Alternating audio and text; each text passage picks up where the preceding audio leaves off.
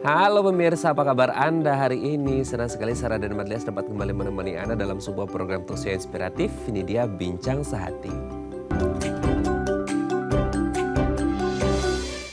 Ya pemirsa, setiap pasangan suami istri yang sudah menikah pasti si suami dan istri pasti ingin punya momongan atau buah hati atau anak gitu ya. Beragam program gitu ya sudah dijalankan untuk hamil dan punya anak, itu harapannya. Tapi banyak sekali ya gangguan dalam program hamil, ya udah jalan tapi tiba-tiba mungkin ya nauzubillahnya ya terjadi keguguran. Sekali, bisa jadi 2 kali, bisa jadi 3 kali.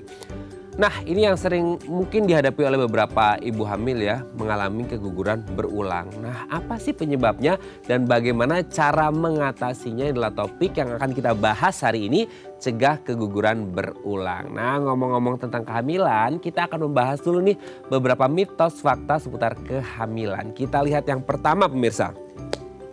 Ibu hamil tidak boleh pelihara kucing. Nah gitu ya, seperti di layar gitu ya. Ini kan kucingnya lucu banget, imut banget gitu ya. Tapi ternyata katanya orang hamil atau ibu hamil ini nggak boleh memelihara kucing. Padahal kan kucing itu imut gitu ya. Tapi apa jadinya sih sebenarnya kalau ada ibu hamil terus dia melihara kucing? Pasti kita sering dengar ya, nggak boleh pelihara kucing meskipun kucingnya imut gitu ya, kucingnya lucu gitu ya. Udah kayak punya kumis tuh yang di layar ya. Itu tuh yang bahayanya sebenarnya si bulunya, kucingnya, atau sebenarnya yang jadi masalah selanjutnya adalah ketika si ibu hamil ini ngebersihin kotorannya.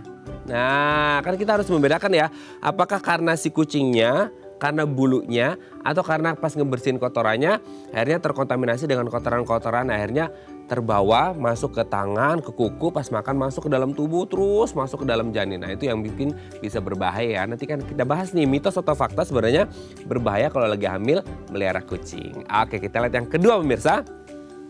Ibu hamil harus makan untuk 2 orang. Nah ini juga sering kita dengar ya. Kenapa gitu ya? Karena kita gini, 2 orang nih, ada 2 nyawa gitu ya, ada 2 body nih gitu, antara si ibu dan si janin atau bayi dalam rahim gitu ya. Jadi kita sebagai ibu hamil itu harus porsi makannya harus double. Karena apa? Karena yang kasih makan 2 orang gitu ya.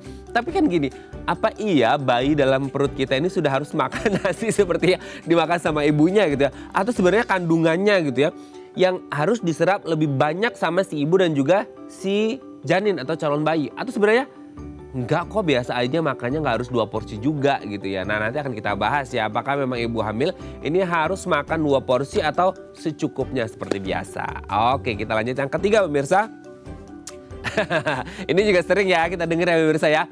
Nanas itu udah masuk blacklist kayaknya untuk para ibu hamil, apalagi untuk yang sering keguguran, yang udah program lama pingin punya anak, kayaknya waduh selama 9 bulan ke depan harus no for pineapple ya. Tidak boleh makan nanas karena katanya sekali kita makan nanas, wah itu katanya bisa keguguran. Tapi sebenarnya apakah ada hubungannya gitu ya antara nanas dengan keguguran? Sebenarnya kalau ada, mungkin ya ini kalau ada, apa sih, ada kandungan apa sih di dalam nanas yang akhirnya membuat orang percaya bahwa dengan makan nanas itu bisa membuat orang keguguran. Bahkan ya banyak orang yang antipati banget sama namanya nanas gitu ya. Ataupun produk turunan atau olahan dari nanas. Pokoknya enggak deh. Pokoknya segala hal yang berhubungan dengan nanas no way selama program hamil. Nanti akan kita bahas nih, ada hubungan nggak antara nanas dan juga kehamilan. Oke, kita lanjut yang selanjutnya pemirsa. Ibu hamil tidak boleh sauna. Nah ini juga ada yang selalu berpikiran atau kita pernah dengar deh gitu ya. Ibu hamil itu nggak boleh sauna. Karena apa? Ini poinnya hampir sama sih dengan nanas tadi ya. Kalau orang tahu kan ya, kalau di sauna itu kan panas, gerah gitu ya. Ya itulah gunanya sauna gitu ya. Tapi ada juga yang beranggapan bahwasanya di lain sisinya bagus untuk kesehatan. Tapi kalau untuk ibu hamil nggak bagus juga. Karena metabolismenya mungkin ya jadi agak terganggu juga. Karena ada janin di dalam rahimnya yang harus dijaga sehingga tidak boleh tuh suhunya terlalu over sehingga menyebabkan katanya keguguran. Aduh agak ngeri juga ya, nanti akan kita bahas juga. Oke, kita lihat yang terakhir, yang kelima. Nah ini kita zamannya ya, zaman orang-orang apalagi generasi milenial gitu ya, orang suka ngopi gitu ya. Every day is a coffee day gitu ya. Jadi yang jadi permasalahan adalah ketika si coffee lovers itu ya suka ngopi terus tiba-tiba dia program hamil dan hamil. Bisa nggak dia nahan nggak minum kopi selama 9 bulan ke depan? Aduh kayaknya itu what a challenge ya. Itu challenge yang sangat luar biasa banget gitu ya.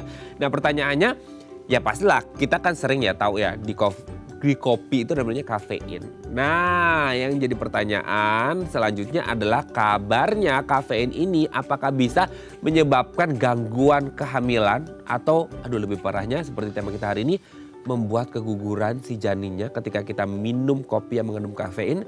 Wah ini berat banget ya untuk para pecinta kopi. Oke itu tadi beberapa mitos fakta seputar kehamilan. Nanti akan kita bahas di segmen selanjutnya. Kami akan kembali saat lagi tetap bersama kami di Bincang Sehati.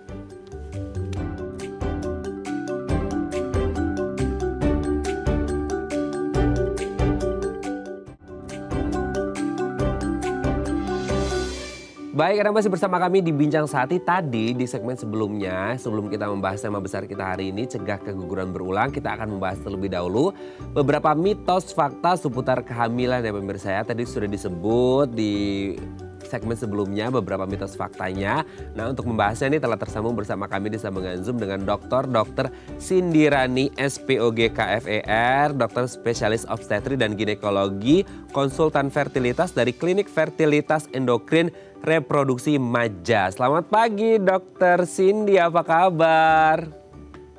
Selamat pagi Pak Raden, selamat pagi teman-teman semua yang hadir di sini. Selamat pagi juga. Kalau Pak Raden kumisan ya dok ya. Oke. Dokter Cindy, sebelum kita bahas tentang keguguran, kita akan bahas beberapa mitos fakta seputar kehamilan dan juga mungkin relate ke keguguran juga gitu ya. Kita lihat yang pertama nih dok ya. Katanya kalau ibu hamil ini nggak boleh melihara kucing. Nah kalau aku baca-baca di artikel nih ya dok ya. Nggak tahu sih maksudnya ini mitos atau fakta, nanti coba dijawab sama dokter Cindy ya. Antara si kucingnya pembawa sesuatu atau bulunya atau sebenarnya pas lagi bersihin kotorannya bisa jadi kan ya tidak hanya kotoran kucing ya, kotoran manusia, kotoran manapun pasti ada ya bakteri, kuman dan segala macamnya. Nah betul nggak sih dok kalau ibu hamil ini nggak boleh pelihara kucing? Tolong diluruskan ini dok, gimana nih? Masalahnya bukan dipeliharanya, pelihara kucing nggak masalah. Jadi kita nggak boleh terpapar dengan parasit toksoplasma Pak yang menyebabkan keguguran ya, ataupun kelainan pada janin, kelainan berat. Dia bersifat letal sehingga akhirnya keguguran gitu kan. Nah kelainannya ini kan disebabkan oleh parasit toksoplasma namanya. Nah toksoplasma ini spesialnya ini dia adalah berkembangnya di kotoran kucing. Oke. Nah, dia itu berada pada stadium blastokista namanya. Blastokistnya itu dia akan ngendon di kotoran kucing ataupun kadang-kadang pada kotoran sapi karena dia sifat asamnya kotoran kucing itu yang paling cocok untuk berkembangnya parasit blastokista dari toksoplasma ini. Nah, sehingga bukan masalah dipelihara. Kalau kita berada di lingkungan yang banyak kotoran kucingnya, kotoran kucing akan menjadi kering, kemudian dia akan apa artinya? Ya kadang-kadang mereka bilang menempel di bulu kucing. Ya, pokoknya itu adalah kotoran yang menjadi kering kemudian menempel entah di bulu kucing, entah di bulu atau di sofa kita, di tempat-tempat lain yang membuat kita terpapar dengan parasit toksoplasma tadi. Jadi kalau dibilang pelihara, mungkin aja dia nggak pelihara, tapi berada di lingkungan yang toksoplasmanya tinggi. Dan karena spesifiknya nih, kita udah tanya sama dokter-dokter hewan bahwa oh iya memang paling sering pada kotoran kucing. Oke, jadi permasalahannya bukan di kucingnya ya, tapi kalau akhirnya terkena reaksi dari si toksoplasma ini sendiri dari kotoran kucing. Even if dia nggak pelihara pun, kalau dia ada di lingkungan atau lagi main kemana gitu ya, ternyata terpapar toksoplasmanya ini dari kotoran kucing atau kotoran sapi ya, tadi dokter juga menyebut, itu juga bisa memengaruhi kehamilannya. Jadi sekali lagi ya pemirsa ya, bukan kucingnya, tapi reaksi dari toksoplasma dari kotorannya. Jadi sebisa mungkin menghindari kotorannya. Kalau Anda punya kucing di rumah, minta tolong Pak Su ya yang membersihkan. Gitu ya. Oke dok ya, terjawab ya mitos yang pertama gitu. Kita yang kedua nih dok. Katanya ibu hamil kan 2 orang. Harus makan 2 porsi juga nih. Nah gimana tuh dok? Sementara kalau orang hamil kan biasanya mau makan aja mau makan gitu dok. Gimana tuh dok? Ya, ini mengenai gizi. Jadi mengenai gizi dalam kehamilan ini paling menarik, Pak. Ya. Karena selalu orang bilang kali 2 porsi. Tapi what kind of portion yang harus kita berikan kan? Kita nggak boleh kasih 2 porsi tapi kualitas makanannya buruk. Jadi tujuan kita selama hamil kita akan meningkatkan nutrisi pada ibu hamil. Target berat badan selama hamil naiknya sekitar 12 kilo, Pak. Sampai 15 kilogram. Itu cukup selama kehamilan. Dan biasanya nggak usah khawatir dengan kalau belum naik berat badan selama 4 bulan awal. Karena kadang-kadang pasien itu akan merasa khawatir bahwa, loh kok saya udah hamil 4 bulan, 5 bulan, berat badan saya belum naik-naik. Terus belum lagi orang akan cenderung dibikin khawatir dengan kata-kata, kok kehamilannya kecil ya, nggak kelihatan ya, sehingga orang hamil muda jadi khawatir, jadi membicarakan atau membingungkan sesuatu yang tidak perlu dibingungkan. Ya, karena dia akan naik berat badan itu biasanya di kehamilan bulan ke-4, ke-5, ke-6 sampai seterusnya. Dan target kita berat badan nggak naik banyak-banyak. Kita cukup perlu naik berat badan sekitar 10, 12 sampai maksimal 15 kilo itu udah cukup, udah baik untuk mendapatkan nutrisi yang baik untuk orang hamil, selama kehamilan. Oke, jadi bukan porsinya tapi kecukupan gizinya ya, Dok ya. Betul, kualitasnya. Tentu kebutuhan proteinnya akan meningkat, serat dan buahnya kita perhatikan gitu. Oke, jadi pemirsa ya dicatat ya, bukan porsinya ya, biasanya porsinya 1 terus tiba-tiba ada 2. Itu kuantitas ya, tapi kita lebih ya, dua-duanya seperti kualitas. Ya, berarti lebih ke kualitasnya ya, nutrisinya, gizinya harus seimbang gitu ya, supaya si ibu dan calon bayi atau janinnya juga tetap ternutrisi dengan baik. Oke, kita lanjut yang ketiga nih, Dok. Wah, ini sering juga nih, Dok. Sampai antipati 9 bulan ke depan, no way for nanas gitu ya. Aduh, ini kayaknya udah mainstream banget ya, Dok. Maksudnya kayak udah ngena banget gitu. Kalau hamil nggak boleh makan nanas, nanti kamu keguguran gitu. Gimana tuh, Dok? Sebenarnya nggak apa-apa, Pak. Jadi kita kan kehamilan rahim kita itu kan berbeda, saluran reproduksi sama saluran pencernaan kita kan berbeda. Yang akan diserap gizi dari si nanas tersebut. Nanas kan banyak mengandung vitamin C sebetulnya. Jadi gizi dari nanas nggak apa-apa. Nah kemudian nanas itu juga mengandung enzim yang kalau kita bikin steak, kita masak ayam, rendang, apapun kita berikan nanas, dagingnya akan jadi lunak. Tapi tidak demikian dengan apa? Rahim kita tuh ada berada di luar. Bukan di dalam ususnya, usus aja nggak kenapa-napa. Nggak jadi lunak. Memangnya daging sapi, daging ini steak, enggak kan? Jadi nanas itu kayak mitos-mitos kita seperti nanas, kambing, duren. Kita nggak boleh makan sate kambing, nggak boleh makan duren, nggak boleh makan pedas, nggak boleh makan sayuran mentah. Itu semua adalah mitos-mitos yang salah di masyarakat. Semua itu kan kadang-kadang adalah pemikiran bahwa ya tadi seperti nanas adalah, oh ini nanas bisa bikin lembek nanti kandungan saya jadi lemah gitu. Saya rasa itu wajar, Pak. Kalau kita makan nanas bisa bikin keguguran, saya rasa nggak banyak tempat-tempat orang perlu melakukan menggugurkan. Tinggal makan nanas keluar. Jadi aman, Pak. Oke ya. Jadi intinya pemirsa, beda ya jalur hamil sama jalur pencernaan. Bukannya si janin itu ada di usus ya, bukan ya, yang dilewati makanan bukan gitu ya. Jadi memang beda. Jadi mau makan nanas, duren gitu ya, sate-satean itu boleh, tidak boleh. Bukan tidak boleh ya, nanas tetap boleh gitu ya. Oke, jadi aman ya yang pecinta nanas gitu ya, nanas lovers tetap aman gitu ya. Oke, yang selanjutnya sauna, Dok. Nah ini juga nih, kadang-kadang kan kita ada juga para ibu hamil yang suka saunaan, udah kayak kan sering ngerasa nggak enak badan gitu, enaknya kayaknya sauna nih tapi lagi hamil nggak boleh katanya. Gimana tuh, Dok? Kalau sauna juga sebenarnya kan nggak masalah, Pak. Kalau sauna dalam jangka waktu sekitar 15 menit, 30 menit, asal nggak terlalu hit ya, saya rasa wajar. Yang kita takutkan saat sauna itu orangnya akan dehidrasi. Karena pada saat panas sekali itu kan kita keringat sangat banyak dan berlebihan. Takutnya dehidrasi. Kalau dehidrasi kemudian akan terjadi kekurangan elektrolit. Nah itu yang kita khawatirkan pada ibu hamil, sedangkan mungkin si ibu hamil ini dalam keadaan susah makan, sehingga dia elektrolitnya lagi terganggu, muntah-muntah. Itu kan elektrolit ya, kan natrium, kalium. Nah paling gampang memang kita minum oralit atau minuman-minuman elektrolit lainnya kan banyak sekali, itu merek-merek Pocari Sweat, Hidrokok dan macam-macam lah.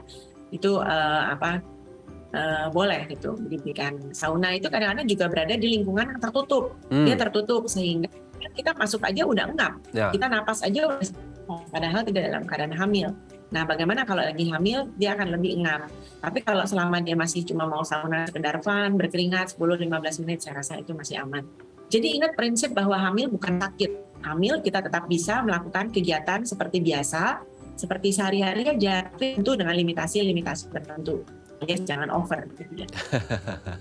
Iya, karena kan kayaknya terlanjur ya dok ya, di masyarakat itu kalau hamil tuh nggak boleh ini, nggak boleh itu, nggak boleh ini, nggak boleh, banyak kayaknya pantangannya ya. Sementara ya sebenarnya sih bisa beraktivitas seperti biasa, cuman kan kita ya sesuaikan dengan kapasitas dan kemampuan kita sewaktu hamil gitu ya. Jadi bukan pantangannya tapi lebih penyesuaian lah, penyeimbangan ketika kita lagi hamil gitu ya. Oke, yang terakhir dok, ini para coffee lovers juga nih.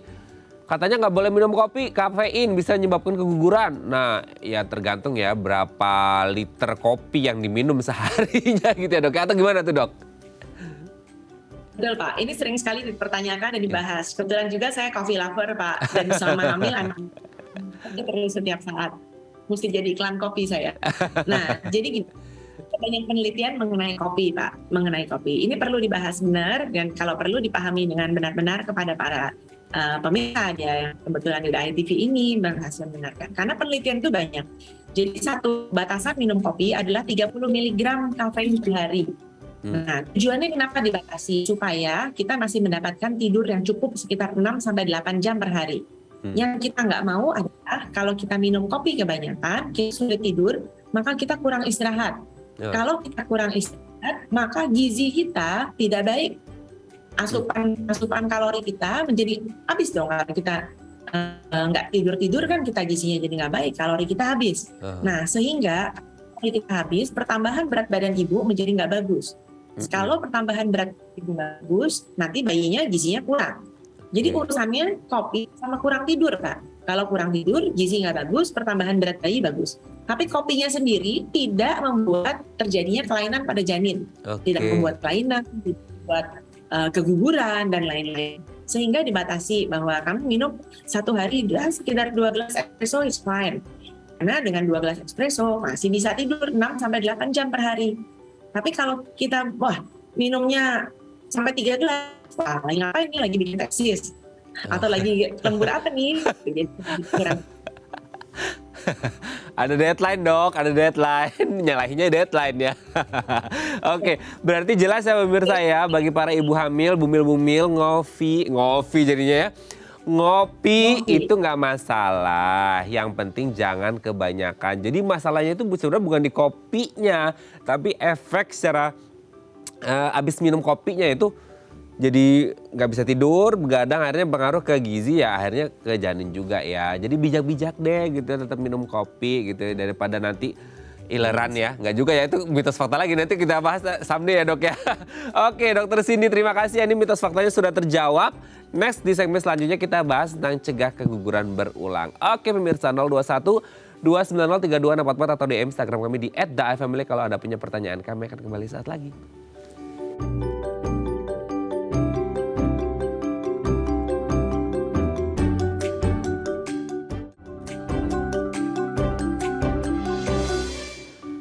Baik, Anda masih bersama kami di Bincang Sehati. Kita masih membahas tema kita hari ini, cegah keguguran berulang. 021 290 3244 atau DM Instagram kami di @daifamily kalau Anda punya pertanyaan. Kita masih bersama dengan Dr. Cindy Rani, SPOG KFER, dokter spesialis obstetri dan ginekologi, konsultan fertilitas dari Klinik Fertilitas Endokrin Reproduksi Maja. Oke Dr. Cindy, kita lanjut lagi ya dok ya. Tadi sudah mitos fakta seputar kehamilan. Sekarang kita membahas tentang keguguran nih dok. Boleh dijelasin nggak sih dok sebenarnya keguguran ini posisi atau situasi atau yang terjadi dengan si janinnya ini seperti apa? Dan bisa dikatakan keguguran berulang ini setelah terjadi berapa kali gitu ya. Dan di minggu keberapa gitu, maksudnya yang masuk kategori keguguran gitu dok.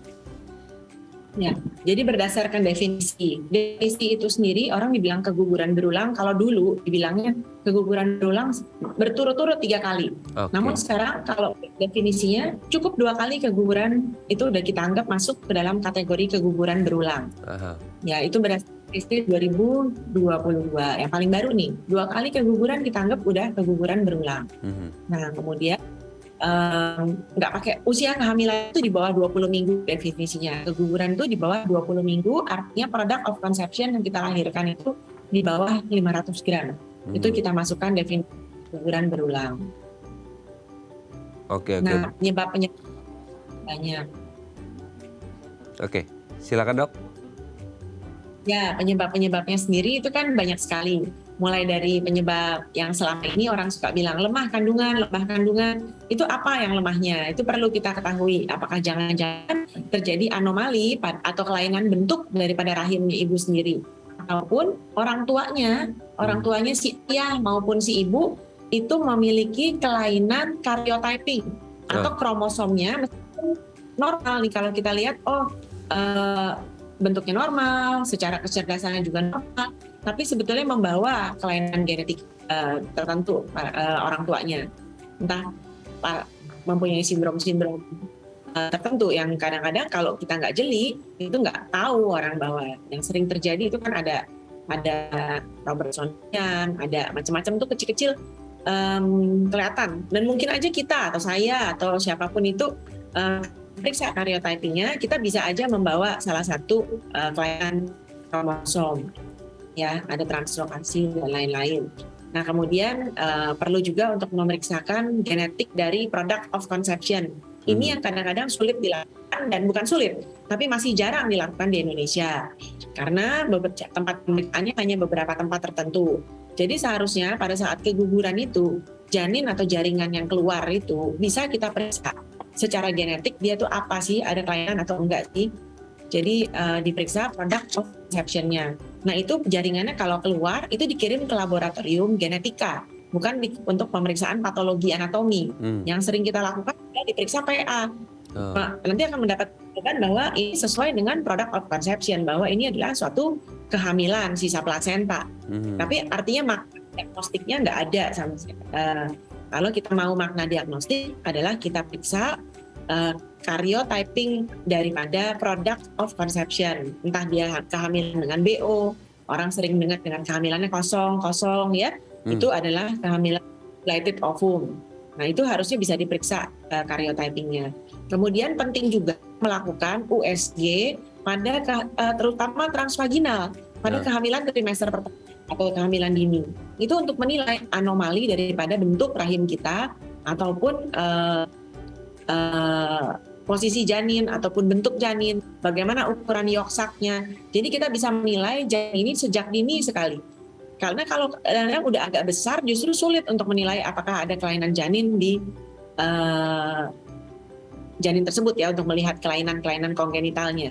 Justru kalau masih kecil kita bisa melihat apakah yoksaknya besar, apakah nukal translusensinya menebal, ataukah ini tulang hidungnya nggak ada, bagaimana jarak mata kita, itu diperiksa lewat USG Pak. Nah dari situ kita bisa memprediksi apakah janin kita itu sehat atau tidak. Kemudian pemeriksaan-pemeriksaan lain yang kadang-kadang mungkin kurang banyak didengar oleh pasien. Ini terpaksa saya uraikan dulu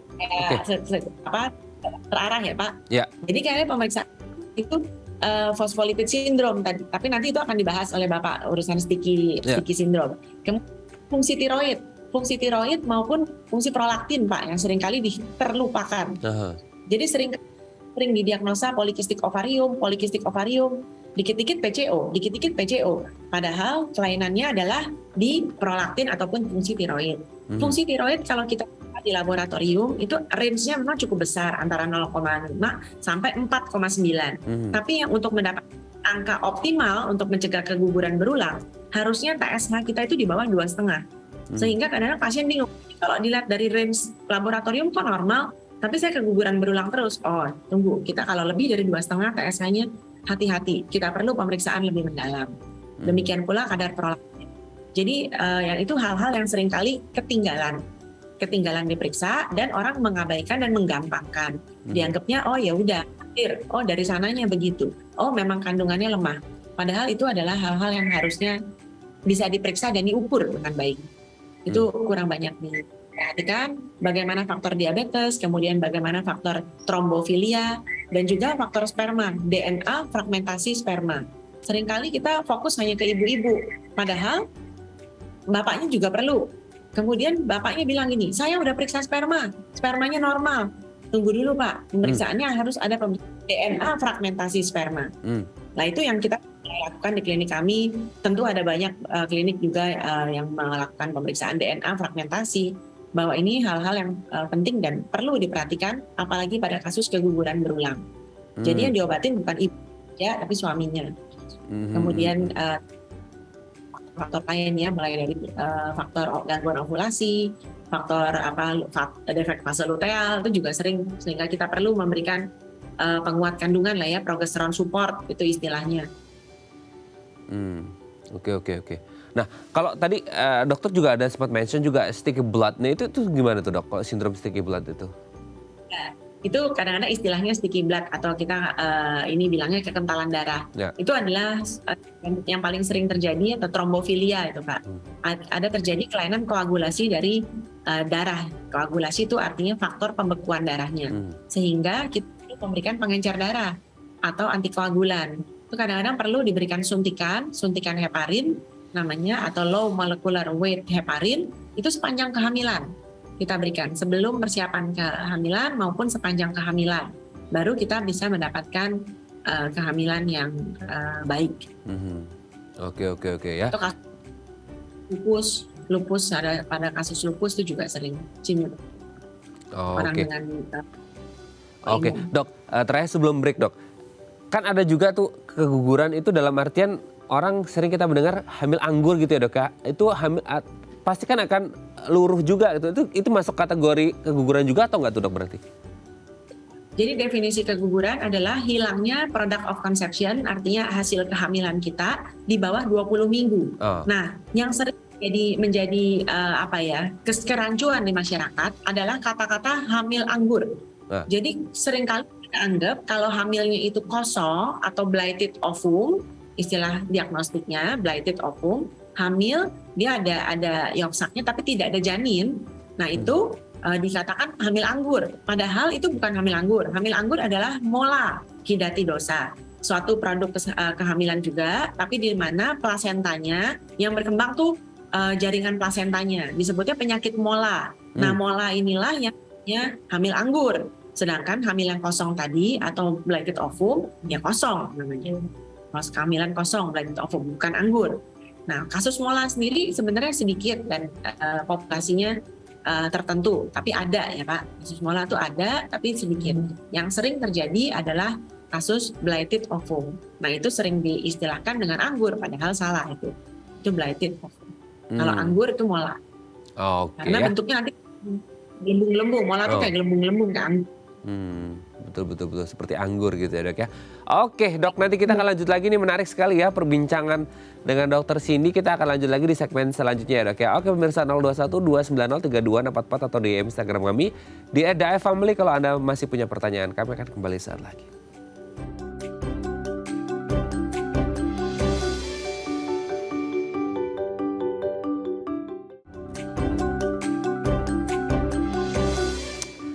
Baik, karena masih bersama kami di Bincang Sehati, kita masih membahas tema kita hari ini, cegah keguguran berulang. Ini menjadi topik yang sangat menarik ya, apalagi untuk para newlywed ya, para pengantin baru yang punya program hamil tapi kok tiba-tiba ya satu dan lain hal akhirnya keguguran. Nah hari ini kita belajar banyak ya dari dokter Cindy bagaimana cara mencegahnya dan bagaimana program terbaiknya supaya tidak keguguran dan menghasilkan janin atau bayi yang sehat. Nah boleh di 021-290-3244 atau DM Instagram kami di @dafamily kalau Anda punya pertanyaan. Kita masih bersama dengan Dr. Cinderani SPOG KFR, dokter spesialis obstetrik dan ginekologi, konsultan fertilitas dari Klinik Fertilitas Endokrin Reproduksi Maja. Dok, kita lanjut lagi. Apa sih penyebab utama ya? Kalau tadi kan sudah dijelaskan beberapa situasinya. Tapi kalau kita berbicara tentang mungkin riwayat kesehatan, usia, dan ada nggak sih maksudnya faktor-faktor lain juga yang akhirnya memicu terjadinya keguguran gitu dok? Faktor-faktor lain. Jadi mulai dari tadi kita udah bicarakan ya Pak. Mulai dari faktor nutrisi juga penting. Kalau defisiensi vitamin D itu ternyata juga membuat angka keguguran lebih tinggi dikaitkan. Jadi faktor nutrisi, kemudian faktor infeksi, kemudian faktor kelainan bentuk rahim, faktor paternal artinya orang tua membawa kelainan genetika entah dari suami, entah dari istri, yang meskipun secara fisik kita lihat normal, tapi sebetulnya membawa kelainan genetik. Terutama kalau misalnya ini kadang-kadang kecil ya, kalau badannya kecil di bawah 150 cm, nah itu kita udah berpikir sebenarnya kelihatannya bukan mungil ini, tapi ada kelainan genetika yang perlu curiga gitu kan. Kemudian faktor-faktor lainnya lagi faktor hormonal ya tadi, mulai dari prolaktin, tiroid, kemudian bagaimana ovulasinya pada kasus-kasus polikistik di mana jadi banyak sekali faktor, tapi terutama faktor imunologi pada fosfolipid syndrome tadi atau kekentalan darah itu udah kita bahas. Jadi basically 7 faktor tadi merupakan faktor yang sangat mempengaruhi mulai anatomi, imunologi, hormonal, genetika, maternal, nah itu semua. Oke, nah kalau berbicara tentang ciri-cirinya dok, kan orang pasti ada nggak sih maksudnya kan selama ini orang betul-betul udah keguguran gitu ya, atau malah ada yang lebih parahnya itu mungkin ini nggak tahu ini masuk ke kategori keguguran atau nggak, janinnya itu meninggal di dalam gitu ya. Nah kalau ngomongin keguguran itu sebenarnya ada nggak sih yang dirasakan atau ciri-cirinya, atau ada keluar darah kah gitu, atau ada nggak tanda-tanda yang khas bahwa ini waduh ini kayaknya menuju keguguran gitu? Ya, jadi memang penting sekali untuk kita mendeteksi secara dini apa yang menjadi permasalahan dari kehamilan ini, terutama pada kehamilan dini trimester pertama.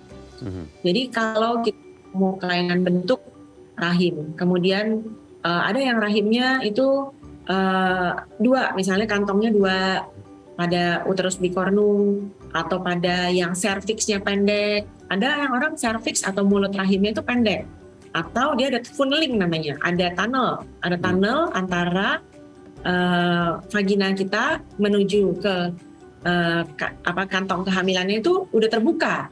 Jadi dia memang ada lubangnya, Pak. Nah itu istilahnya funneling.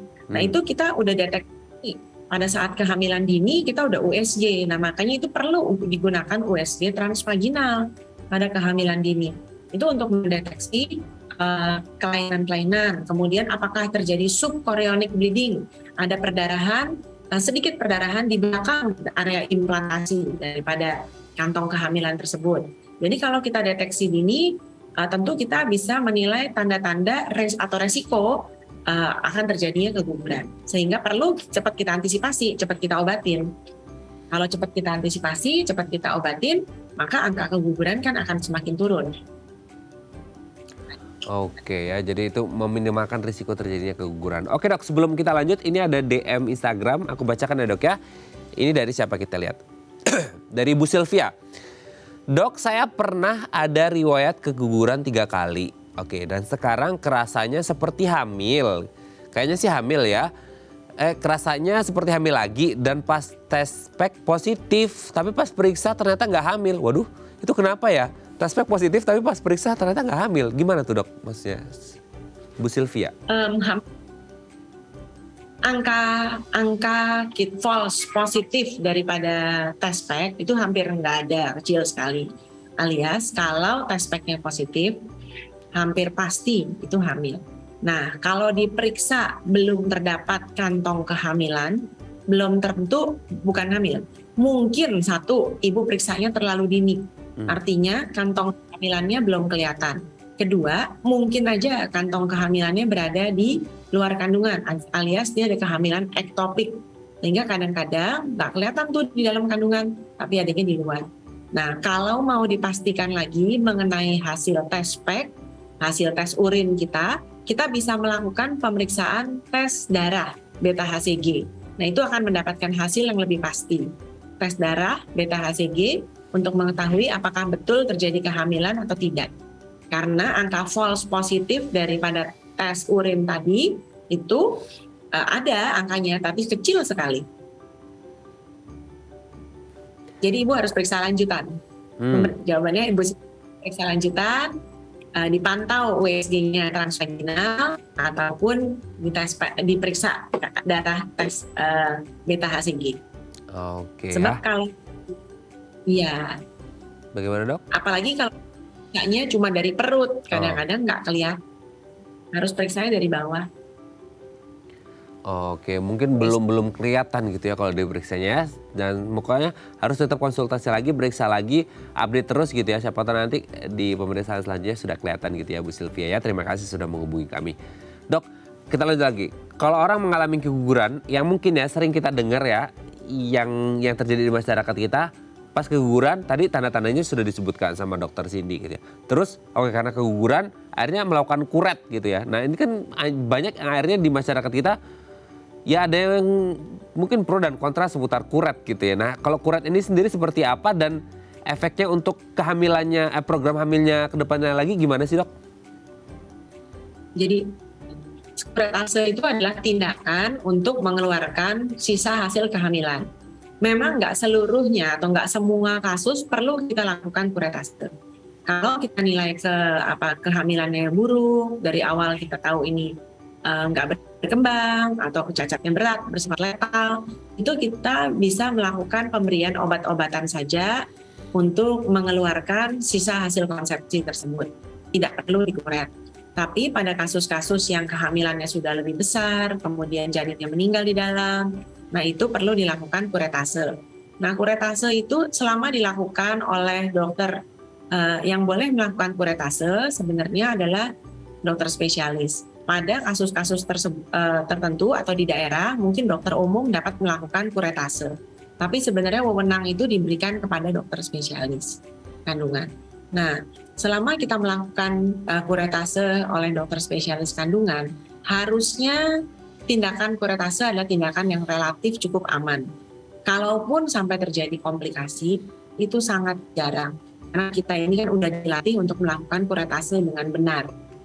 Meskipun ada aja angka komplikasi daripada kuretase. Misalnya dia mengkuratnya terlalu dalam, sehingga terjadi kerusakan daripada lapisan endometrium, sehingga mengakibatkan kerusakan daripada lapisan dalamnya rahim. Nah itu kadang-kadang akan berpengaruh menjadi sulit hamil di kemudian hari. Ataupun ada infeksi pasca kuretase. Nah itu, tapi itu kan jarang sekali. Kalau dokter spesialis itu rasanya semua udah dilatih untuk melakukan kuretase dengan benar. Oke, ya jadi memang proses kuretase ya kalau sebisa mungkin dilakukan oleh dokter spesialis yang memang punya wewenang di situ ya dok ya supaya tidak terjadi hal-hal yang tidak diinginkan karena pasca kuret kan memang inginnya adalah program hamil lagi kan seperti itu. Nah kalau ada akhirnya orang mengalami ini juga sering kita dengar dok, kalau udah 3 kali keguguran itu berarti ada masalah tuh, entah itu rahimnya lemah atau pasti udah sulit punya anak lagi deh gitu kan, apalagi untuk yang punya komorbid ya dok ya, punya riwayat kesehatan. Nah itu gimana tuh dok? Ya justru itu tadi. Jadi kasus keguguran berulang ini artinya kan dia mampu menghamili, suami mampu menghamili, istri mampu hamil. Cuma tidak mempertahankan kehamilan. Ya kan? Ketidakmampuan mempertahankan kehamilan ini kan harus diperiksa 7 faktor basic tadi itu. Itu mnemoniknya. Bagaimana anomali, kelainan bentuk kah? Kalau memang kelainan bentuk, kadang-kadang kita perlu dioperasi dulu supaya bentuknya jadi normal. Saya punya pasien misalnya ada septumnya, ada yang lain-lain itu bisa diatasi. Kemudian kalau ada kurang hormon misalnya, defek fase luteal ya diberikan progesteron support. Kemudian kalau ada kelainan tiroid, kelainan prolaktin, defisiensi vitamin D, kekentalan darah, itu semua diobatin. Kalau kita udah obatin satu persatu, rasanya kita bisa mencegah terjadinya keguguran berulang. Kecuali kalau faktor genetika. Nah faktor genetika tadi kita rubah. Oke, jadi kembali lagi ya, tetap harus semuanya diperiksakan. Apalagi kalau Anda punya riwayat keguguran atau punya riwayat penyakit yang lain atau satu dan lain hal, tetap harus perhatikan 7 faktor yang sudah disebutkan oleh dokter Cindy tadi. Oke dok, sudah terjawab semuanya. Nanti di segmen terakhir kita akan membahas beberapa tips yang bisa kita lakukan untuk mencegah keguguran di trimester pertama gitu ya dok ya, di segmen terakhir. Oke pemirsa 021 290 3244 atau di Instagram kami di @daefamily kalau Anda masih punya pertanyaan. Kami akan kembali saat lagi.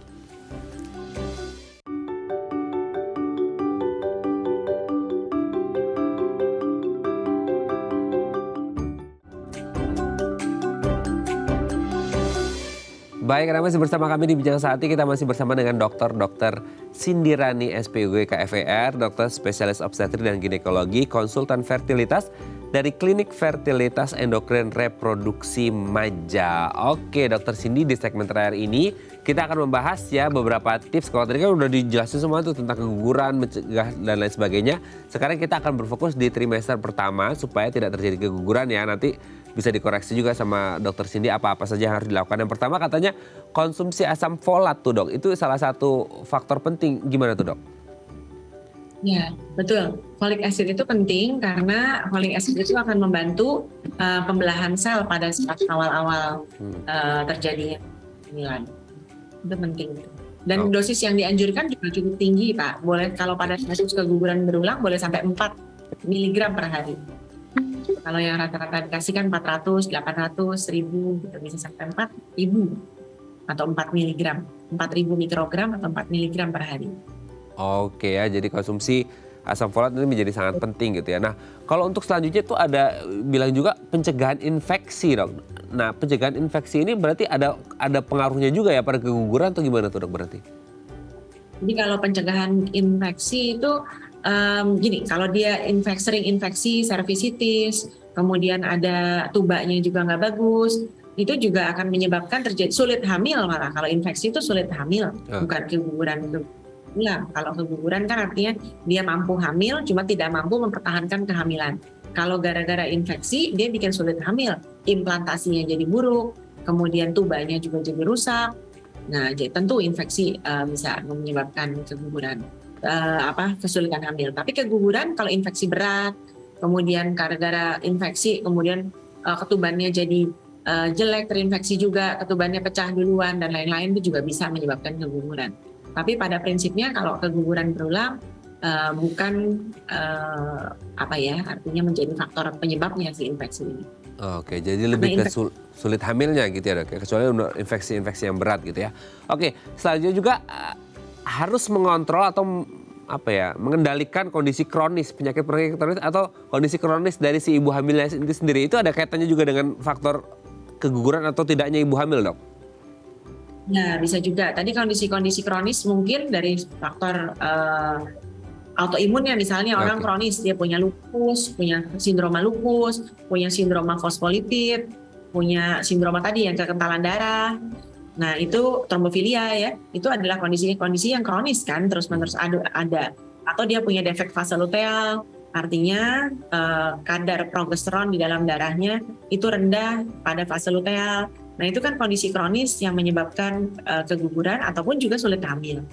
Jadi tentu harus diperbaiki. Bagaimana faktor prolaktin tadi, bagaimana faktor tiroid, kelenjar leher yang kadang-kadang sering jadi pertanyaan orang-orang ataupun masih belum menjadi perhatian bahwa kalau tiroidnya nggak beres, nah ternyata ada hubungannya dengan keguguran. Nah, kalau kondisinya seperti itu, sebenarnya mana yang harus ditangani terlebih dahulu dok? Berarti tiroidnya dan beberapa kondisi kronisnya atau gimana tuh jadi? Tiroidnya perlu diperhatikan. Jadi semua faktor tadi harus dievaluasi, harus diketahui dulu. Yang penting didiagnosa dulu nih. Kalau diagnosa kita tepat, maka kita bisa obatin. Kalau kita bisa obatin, kita bisa cegah keguguran berulang. Tapi kalau kita nggak tahu, yang paling sering kan adalah kita belum menemukan penyakit ini keguguran berulang karena pemeriksaannya kurang komprehensif. Nah, di situ dia melakukan pemeriksaan komprehensif. Artinya semua faktor diperiksa. Nggak bisa cuma, ini coba aja. Pemeriksaannya cuma sekedar superficial, nggak bisa. Justru kalau kasus-kasus sulit itu kita harus betul-betul waspada. Semua faktor dicegah. Karena orang keguguran berulang bukan cuma 2 kali loh Pak. Ada orang hamil keguguran sampai 7-8 kali. Wow. Sampai 7-8 kali itu kasihan. Karena faktor kondisi kronis tadi ya dok ya, tiroid dan lain sebagainya gitu. Jadi selama kondisi kronisnya tidak diatasi ya akan keguguran terus berarti kondisinya? Belum diobatin. Belum diobatin. Hamil tapi dia nggak mampu pertahankan. Nah, nggak mampu pertahankan kenapa? Harus dicari tahu dulu kan penyebabnya. Kadang karena nggak diperiksa secara menyeluruh ya nggak ketahuan penyebabnya. Kalau nggak ketahuan penyebabnya ya kejadian lagi. Gitu kan Pak? Oke. Tapi bisa nggak sih dok, bersama. berbarengan nih treatmentnya nih antara si kondisi kronis dengan programnya, atau harus diselesaikan dulu yang kronisnya dulu atau gimana? Semua berbarengan kan Pak. Jadi semua itu harus dikerjakan simultan. Jangan sampai kita stagnan di satu poin. Kadang-kadang kita ngobatin lupus dulu deh, baru nanti promil. Lah ya kapan? Sampai kapan? Lupus itu kan akan terjadi terus, dia seumur-umur. Tapi sampai status tertentu kita berhasil mengamankan, kita berhasil memberikan obat-obatan, kita dukung dengan segala support yang lain-lain, obat yang lain-lain, nah itu bisa survive untuk kehamilannya. Oke, dok, terakhir mungkin ini waktu kita tinggal 1 menit lagi. Ada juga ketika orang lagi hamil, ini sorry to say, ini kontennya orang dewasa gitu ya. Hubungan seksual yang aman itu juga berpengaruh nggak sih dok pada keguguran? Ini juga sering kali, ini juga penting sebenarnya dibahas, lupa dibahas tadi.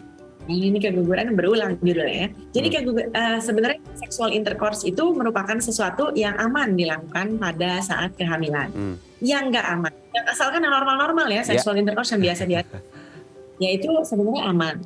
Cuma kadang-kadang pada orang tertentu pada saat ejakulasi, sperma suami akan menyebabkan kontraksi rahim karena istrinya orgasme akan terjadi kontraksi rahim.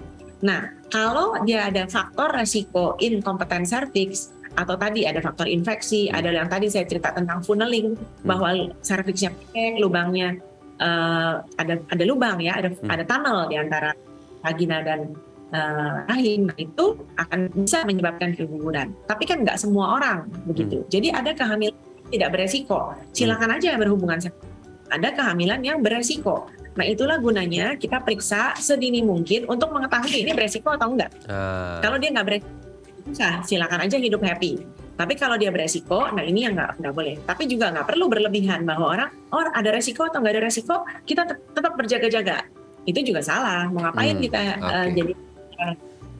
Oke, Dokter Cindy, sebenarnya banyak yang mau kita bahas, tapi waktu juga membatasi. Next time kita ngobrol lagi ya dok ya.